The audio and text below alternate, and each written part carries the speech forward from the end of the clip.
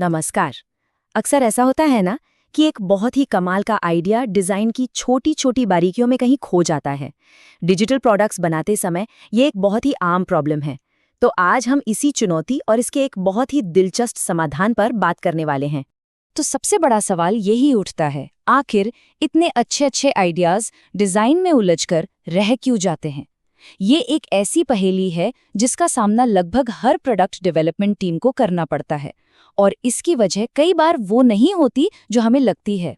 होता क्या है, जैसे ही किसी आइडिया पर चर्चा शुरू होती है, टीमें अक्सर छोटी छोटी चीज़ों पर अटक जाती हैं।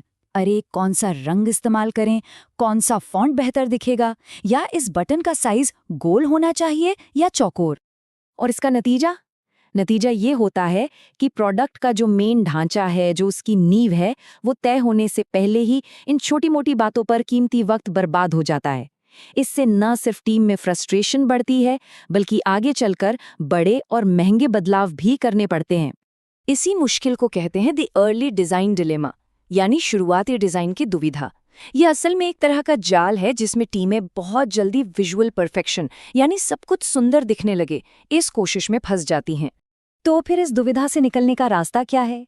यहीं पर एंट्री होती है एक ऐसे टूल की जो खास तौर पर इसी मुश्किल को हल करने के लिए बनाया गया है, बाल्सामिक।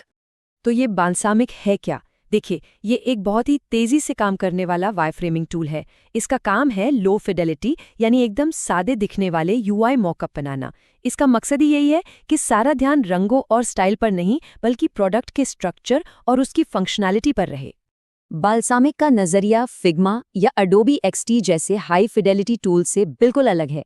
इसे ऐसे समझिए, जहां हाई फिडेलिटी टूल्स एक फाइनल चमचमाती हुई पेंटिंग बनाने पर जोर देते हैं, वहीं बाल्सामिक जानबूझकर खुद को एक कच्चे स्केच तक ही सीमित रखता है।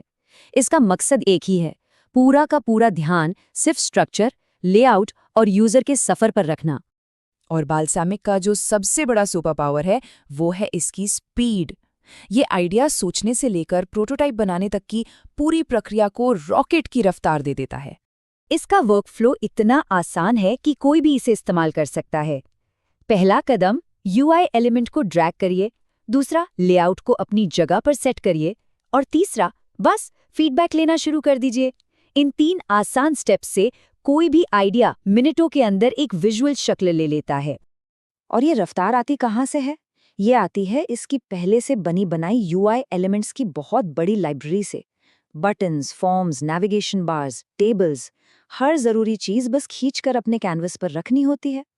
चलिए, अब बाल्सामिक की सबसे अनोखी और शायद पहली नजर में थोड़ी अजीब लगने वाली खासियत पर आते हैं, इसका स्केच जैसा दिखने वाला स्टाइल। ये सिर्फ एक डिजाइन चॉइस नहीं है, इसके पीछे एक बहुत गहरी सोच छिपी है।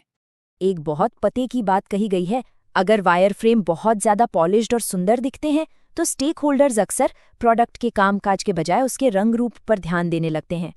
बाल्सामिक का ये जो जानबूझकर अधूरा सा दिखने वाला स्टाइल है ना, वो इसी ध्यान भटकने वाली समस्या को जड़ से खत्म कर देता है।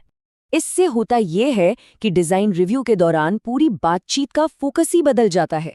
जहां एक हाई फिडेलिटी डिजाइन पर सवाल होता है, क्या ये नीला रंग सही लग रहा है, वहीं बाल्सामिक वायरफ्रेम पर सवाल पूछा जाता है, क्या ये फ्लो यूजर को समझ में आएगा।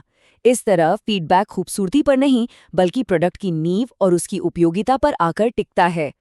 तो इसका सबसे जरूरी नतीजा ये है कि चर्चा उन चीजों पर होती है जो शुरुआती दौर में सबसे ज्यादा मायने रखती हैं, यानी प्रोडक्ट असल में काम कैसे करेगा।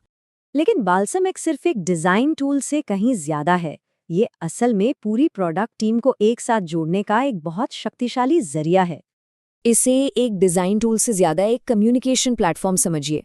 ये प्रोडक्ट मैनेजर्स, डिजाइनर्स और डेवलपर्स के बीच एक पुल की तरह काम करता है, ताकि सब लोग एक ही विजन को लेकर आगे बढ़ें।